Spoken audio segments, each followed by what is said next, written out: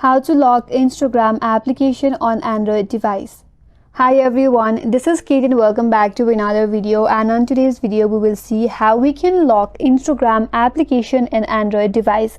So without further delay, let's get started with this video.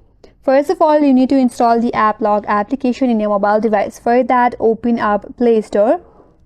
Tap on the search icon at the bottom right and in the search bar search for app Lock Fingerprint. Scroll down a bit and here you have to install the application. Tap on this app Lock Fingerprint application and install it in your Android device. Once the installation is complete, you can open up the application. Now you have to create a PIN for your app lock. Once you have created a PIN, if you want to add a fingerprint, you can do that, or you can skip this as well.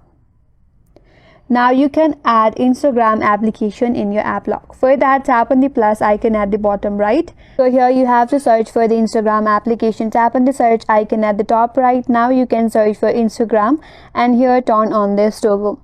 So once you have turned on this toggle, tap on the plus icon at the bottom right again. And now here it says you have to allow permission for the application. Tap on OK. And here scroll through it and then search for app lock and tap on it. Now you have to allow the permission. Once done, tap on OK. Here it says the setting is completed.